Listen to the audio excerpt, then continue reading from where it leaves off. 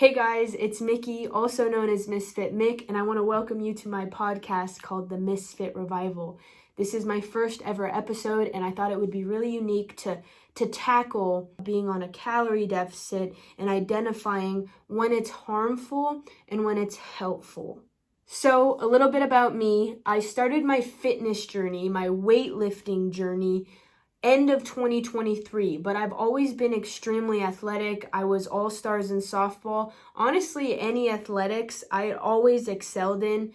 And my last team, it was a boxing team, and that sport was the only sport I excelled in, but I couldn't take it all the way. And it was because I was stuck in a binging cycle. And in that sport, it's very weight related. So it was always, I needed to lose weight.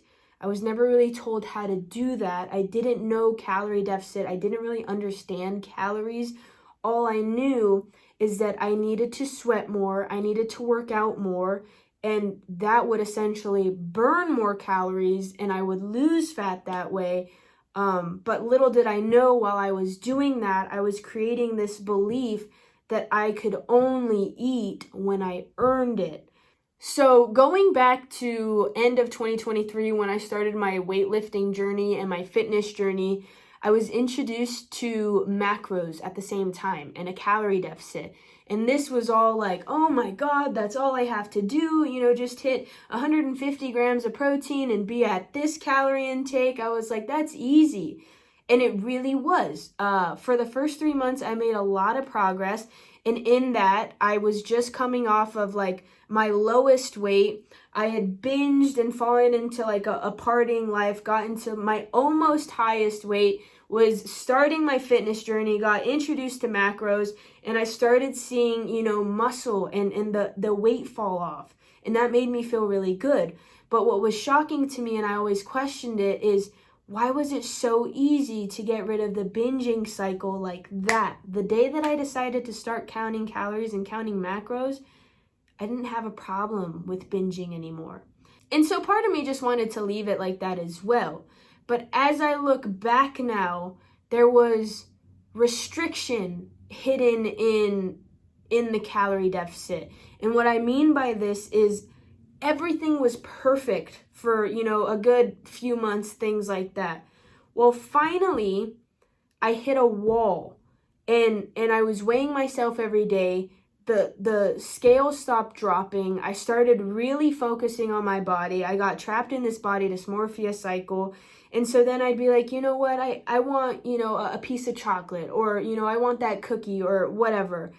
And that's when everything fell to shit, because that's when I realized, oh my God, when I go over my calorie deficit, even in the slightest, I flip out and I spiral into a binge. And that is what kind of connected with me. That's why I questioned it, because I've been struggling with this for too long to finally think that, oh, the answer to this was just counting calories, because it seems so easy to stick to. I've always been really good at following rules. So in my mind, I created these very strict rules, but in that, I wasn't measuring calories anymore. I was measuring my self-worth, and that was off of the food scale and the weight scale. So here are a few things that I noticed when I was counting my calories, but it was actually harmful, not helpful. And that was when I went over my calories, I would spiral into a binge. I was stuck in that all or nothing mindset.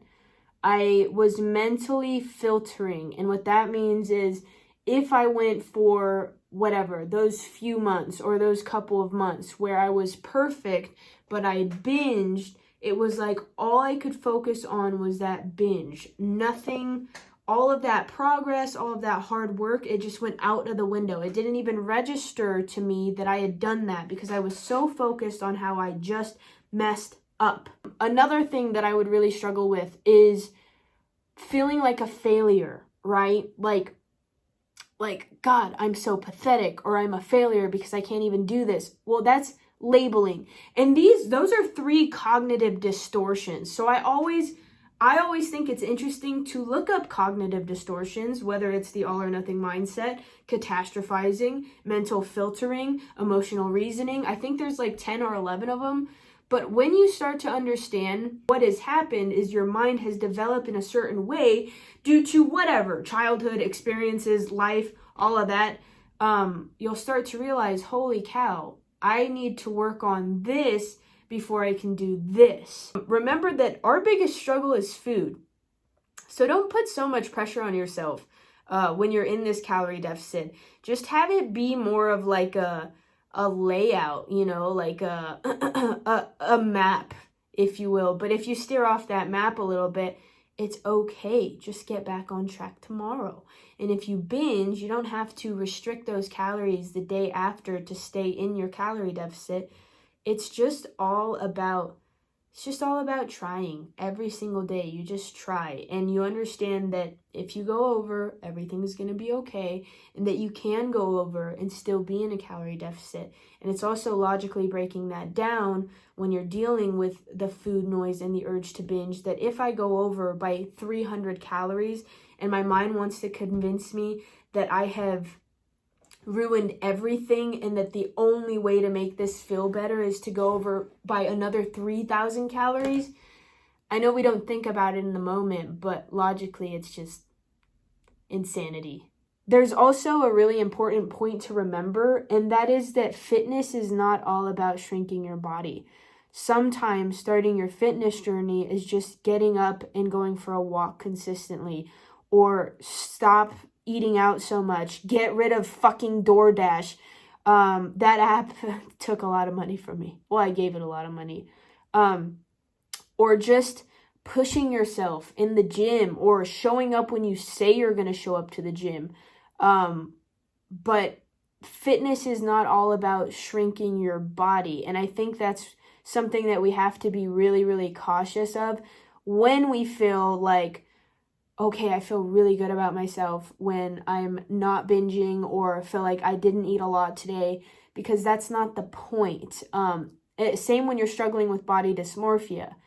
You have to get out of these beliefs that not eating enough, or when you're looking super thin, that's when you're good looking, and that's when you're worth more, and your value just skyrockets. No, you're you consistently all of the time. So if you feel like you're measuring food, but along with measuring self-worth, that's when it becomes harmful. The idea is right now that you're working towards every single day becoming a better you and getting out of the cycle. Whether you have 100% to give that day or just 1%, you're giving the max that you can give every single day. And if you fall into a binge, you're always learning from it. So be aware of how you're feeling when you're counting calories, and sometimes taking a break when you're counting calories can be extremely helpful.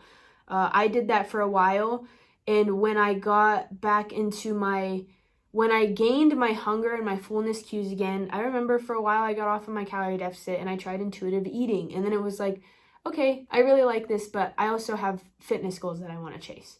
So food does not determine your worth, and there's no such thing as good or bad food.